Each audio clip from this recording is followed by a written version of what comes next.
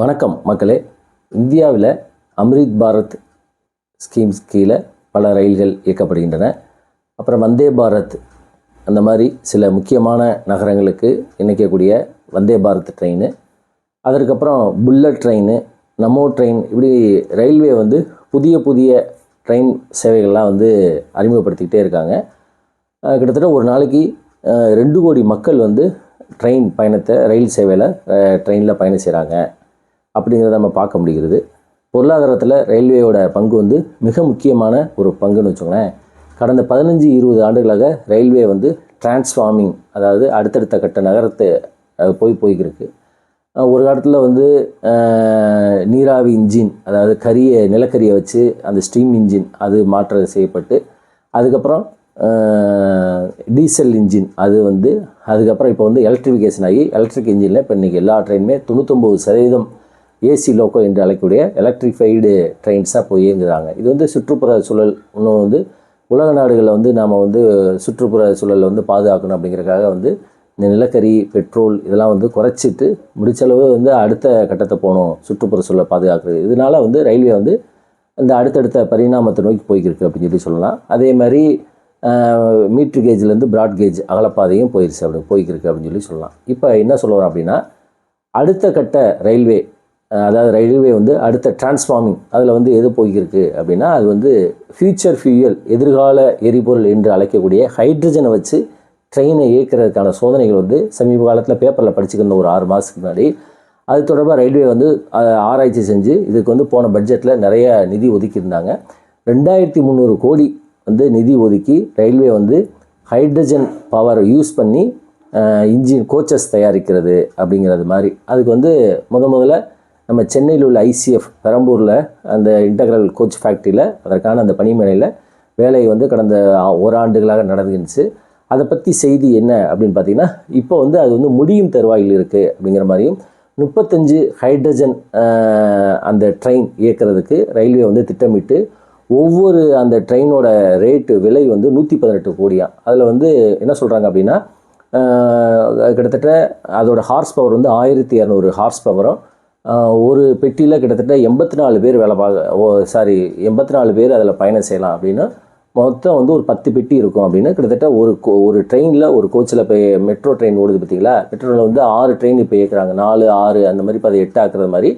இந்த ஹைட்ரஜன் ட்ரெயினில், ஹைட்ரஜன் ரயிலில் கிட்டத்தட்ட 10 கோச்சஸ் இருக்கும். அப்போ கிட்டத்தட்ட ஒரு 840 1000 பேர் வரைக்கும் பயணம் செய்யலாம் அப்படின்னு. இது முதல் கட்டமாக குறுகிய ஸ்டேஷனுக்கு இடையே, அதாவது 50 கிலோமீட்டர்லேருந்து 80 கிலோமீட்டர் இந்த தூரத்தில் உள்ள ஸ்டேஷனுக்கு இடையில் இயக்குற மாதிரி ரயில்வே திட்டமிட்டிருக்காங்க. இதோட மேக்ஸிமம் KMBH பார்த்திங்கன்னா குறைஞ்சது 80லேருந்து 110 கிலோமீட்டர் KMBH வேகத்தில் இந்த ட்ரெயினை இயக்கிறதுக்கு ரயில்வே திட்டமிட்டிருக்காங்க அப்படின்னு சொல்லி செய்தியெல்லாம் பார்க்க முடியுது. இதுலேயும் இதோட ஹார்ஸ் பவர் 1200 ஹார்ஸ் பவர் குதிரை திறன் அப்படின்னால நல்ல ஹாலிங் பவர் ஜாஸ்தியாக இருக்கும் அப்படின்னு சொல்லி இது முதல் கட்டமாக இந்த ஷார்ட் டிஸ்டன்ஸு, அதுக்கப்புறம் லாங் டிஸ்டன்ஸுக்கு கொண்டு வரதுக்கு ரயில்வே திட்டமிட்டிருக்காங்க அப்படின்னு.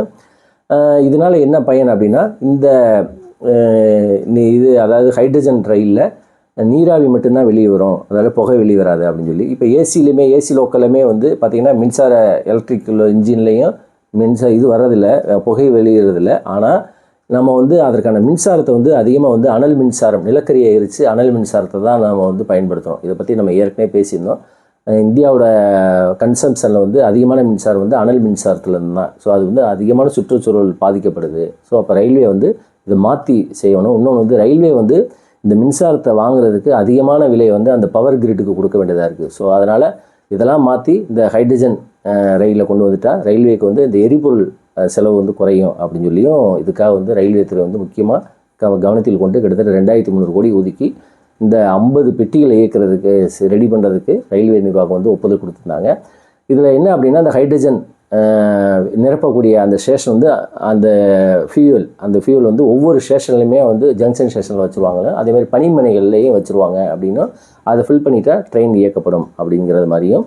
இது நிறைவு கட்டத்தை நெருங்கியிருக்கு அப்படின்னு. அடுத்த மாதம் 2வது வாரத்தில் இது முழுவதும் முடிஞ்சு டெல்லியிலேருந்து இதற்கான ஒரு குழு சோதனை செஞ்சுட்டு அவங்க எதாவது மாற்ற சொன்னால் அதை சேர்த்துட்டு முழுவதுமாக ஆக்கப்பட முடிஞ்சது. ஜூலை முதல் வாரத்தில் 2வது வாரத்தில் இது வந்து சோதனை ஓட்டம் நடைபெறும் அப்படின்னு சொல்லியும், இந்த சோதனை ஓட்டத்தை வந்து ஹரியானாவில் 2 ஸ்டேஷன் கிடைக்கல தான் முதல்ல இயக்க போகிறாங்க. இந்தியாவிலேயே முதலாக ஹைட்ரஜன் ரயிலை தயாரித்த பெருமை வந்து நம்ம சென்னையில் உள்ள ஐசிஎஃப் அப்படிங்கிறது நமக்கு வந்து ஒரு மிகப்பெரிய மகிழ்ச்சியான ஒரு செய்தி தான்.